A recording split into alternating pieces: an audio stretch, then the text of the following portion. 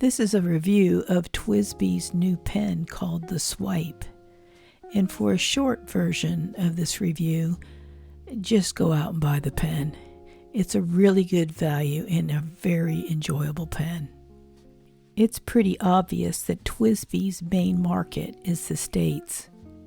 I checked stores all over Asia, Japan, Taiwan, Malaysia, and all of them said they would get this pen, but they're not going to get it until after the US market. That includes some of the stores in Europe too. But I ordered this pen from Goulet's and had express shipping, and I can't believe it got here like right away. So kudos to the Goulet's for excellent service. This pen comes in both this color blue and something called smoke. That's a semi-transparent kind of gray color.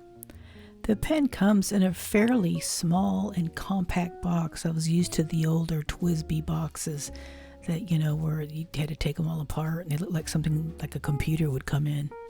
My most recent purchase from TWSBI other than this is the Iris, and it was still a big box. So this one was kind of interesting. It's compact and it has a little bit of a different color scheme on it. As I said, I purchased this pen from the Goulet's at $26.99. And as for comparison, the Echo comes in at $32.99. So, a little more than $5-6 more.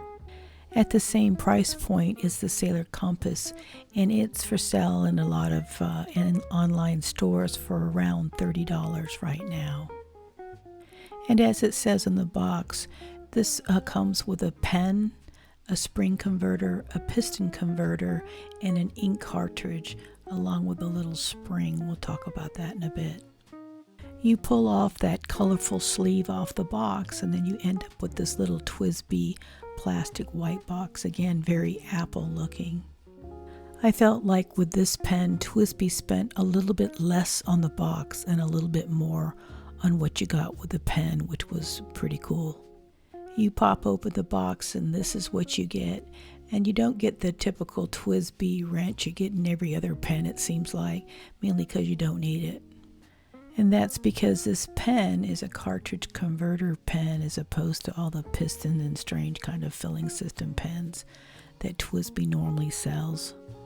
The barrel starts out round at the top, and then there's 5 facets or 5 straight edges that go around it. They kind of keep the pen from rolling besides just the clip. Toward the bottom of the barrel are the raised letters of TWSBI.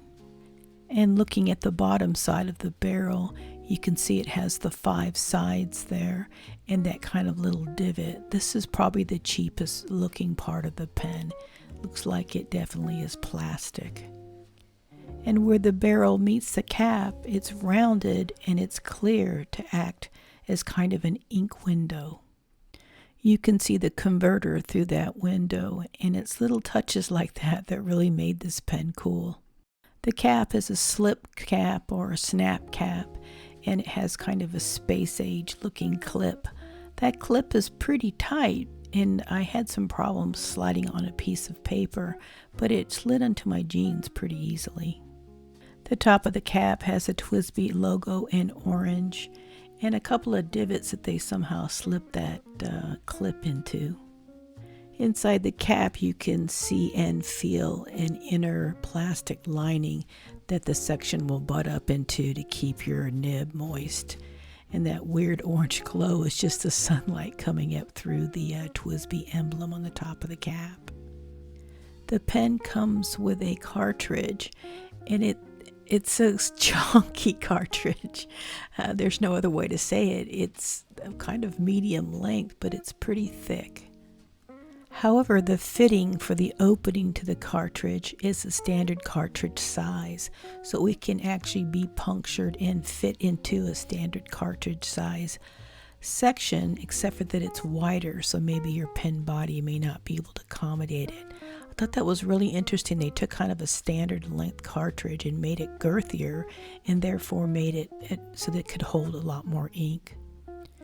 Then you get this little weird springy thingy that comes by itself, and it's made so that you can put it in behind your cartridge if you feel like your cartridge might rattle around. And to tell you the truth, sometimes some cartridges or converters feel a little loose on my pen. You can kind of hear them click on the inside of the barrel. So how you put it in is to go ahead and insert the cartridge into this section. And I don't use cartridges much, and I was really surprised at how much pressure it took to get that cartridge to snap in. And then you can just pop the spring into the barrel. The cartridge is in really securely into the section, so you don't need to use the spring at all. They tell you about it in the instructions. But just to keep it really tight inside of the barrel, and if you notice the barrel gets a little bit thinner there toward the end, to keep it really tight inside the barrel, you just screw it on and it keeps that cartridge really secure, but it's not needed at all. And then you get a normal piston converter, and the only thing different about this one is, again, it's got a standard opening, but it's kind of chunky. And then it has like that little plastic bead in there to serve as kind of a mixer or whatever to break surface tension.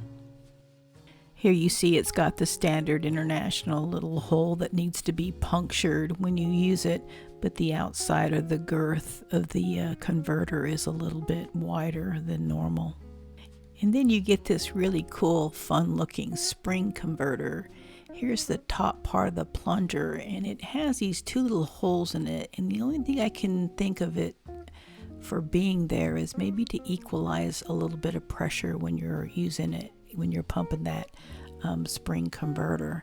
Sometimes when you are pushing on it, you'll get it where it kind of stops all of a sudden, kind of like when you pull out a plunger too fast and it kind of just hangs up in a syringe. It's that same kind of feeling.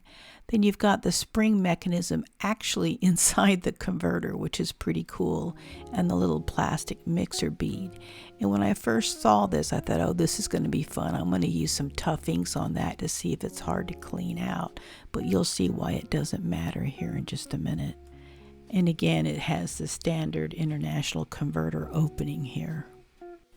And this is just kind of how the spring converter works. And I found out after multiple inkings that this isn't the best way to use the converter because the bottom of your hand gets inky. Here's the two converters in cartridge. You can see that all three have that standard international opening. And all three of them are pretty chunky, with the cartridge actually getting slightly wider toward the end away from the section. If you use a blunt-tipped syringe to fill any of these, you can get 1.4 milliliters of ink very comfortably in all of them. Here's the piston converter on the right, next to a Pilot Con 70 there in the middle. You can see it's pretty girthy compared to it. And then the Sailor standard converter on the left. And that Sailor converter just looks tiny in comparison. And here's the piston converter on the right with a standard international converter on the left, and you can see that it just looks a lot bigger. This is a bit of a game changer for me because I don't like cartridges, mainly because you can't hold very much ink in them. And then they dry out also sometimes. And so now I'm throwing away a lot of plastic and causing a lot of plastic trash for a very little bit of return in ink, but I can see how that'd be very handy with travel. Typically I use a very small bottle like this on the left. When I travel, I use a small 15 milliliter bottle, fill it with ink, and then tape it up and then stick it inside of a Ziploc bag. But now that you can carry a little more ink in these cartridges, they may be useful for travel. The nib is a TWSBI number 4 nib, stainless steel, and it's interchangeable with both the Echo and the Go. And it's friction fit. And for those of you that maybe just don't like doing that much, you don't like pulling nibs and stuff, the nice thing is that the nib fits right into this little groove here. You see I pulled it out and it fits right in. So when you put the nib and feed back in, you can kind of look for that, and that's kind of a nice little backup way to make sure you're doing it right. And here's the section without the nib and feed in it. And you can see, like many of the TWSBIs, it flares out and then has like a really abrupt end there. And then you can see there's a little skinnier tube on the inside. That little hard piece of plastic either breaks the seal on your cartridge, and it also houses the end of your feed like this. So when you put your nib and your feed back in, you want to make sure you kind of see this here with the feed all the way flush up inside that little tube. And this is overall what it should look like. At first I was going to show this as the completely disassembled pen, but it turns out both the converters just so awesomely come apart. Both the piston and the spring converter just unscrew there at that silver collar, and you could pull the spring or the piston out and rinse out the converter very easily. And like I said, that kind of messed up my all kinds of tests I was going to do to try to make that spring a problem, and it isn't. So here's the updated disassembled pen. I've got the spring converter separated from its little handle and its spring, the nib, the feed, this section, the cartridge, the spring for the cartridge, the barrel, the cap, then the piston converter with both the piston, its collar, and its housing. This is a lot of really cool stuff for $26, and it's all made quite sturdily. Here are the swipes in the middle, and to the left of it is the Echo, and it looks like it's about the same size. It's smaller than the TWSBI VAC 700 Iris on the right, and a little bit smaller than the Placer on the right, and a little bit bigger than the Kakuno on the right, and a little bit bigger than the Sailor Compass on the left. The parallel is for reference. It's a little bit bigger than I expected uncapped. It's about the same as the Echo, just very slightly smaller than the Iris on the right. And then I was really surprised that it's a full-size pen because this box is so small. And it's a little bit larger than the Placer on the right and significantly larger than the Compass on the left. Here's the pen unposted in my hand. A bit more of a close-up of it unposted in my hand. And then it posted in my hand, and it posts very securely and hardly affects the balance at all. It's one of those rare pens that I don't mind, using it posted. Very well balanced. As far as the fit and balance, it feels remarkably like the Echo. The Echo might be just a bit back heavy because of the piston. Surprisingly, the Placer feels a little bit lighter than the Swipe. The Swipe is a little bit larger. And I feel like it feels a little more balanced than the Compass. The Compass is a really great pen in that you get both a converter and a cartridge in it, so it makes it a nice introductory pen for people. And you can also take the feed out and clean it, unlike a Placer. So I kind of consider the Compass a really good value, but I think this Swipe has beat it because now you get two converters, a giant cartridge, and that little springy thing. So I think it's a better deal, and it's also cheaper. The first ink we're going to use is a fairly normal ink. It's a little bit on the wet side. It's Sailor. And the piston converter works like normal.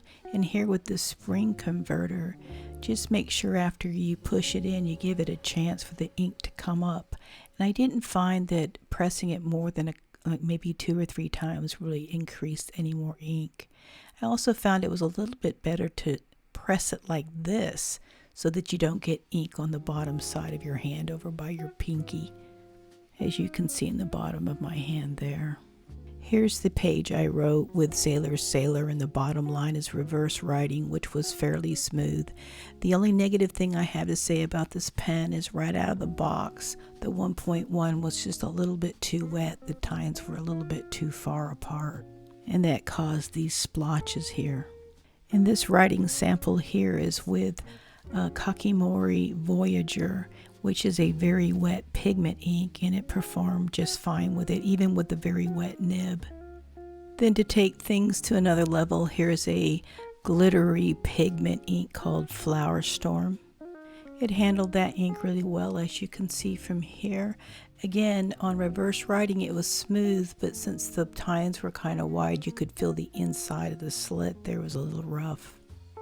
Here's the pen with that Flower Storm ink in it. And this is after I cleaned it out, and as you can see, there's just no glitter. It's very easy to clean out since you can disassemble everything in this pen.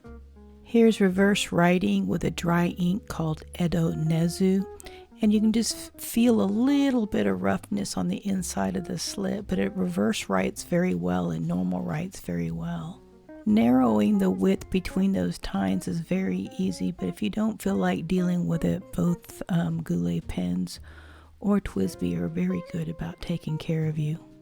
And finally, we're going to do the ultimate test. This ink I call the Pen Slayer. It's a pigment glass pen only ink where the pigment sizes are very large and of varying sizes. You can kind of see that white sludge there on the bottom. I've only killed one pen in all my pen career, and it was a Platinum Preppy or a Placer, one of those kind where you can't take the feet out to clean it, and this thing actually clogged it up. Let's check it out. Here's the page I wrote with it, and you can see it's an unusual color. It's kind of a gray that goes to a green. It has a chalky finish. It's a really beautiful ink, but it is the Pen Slayer.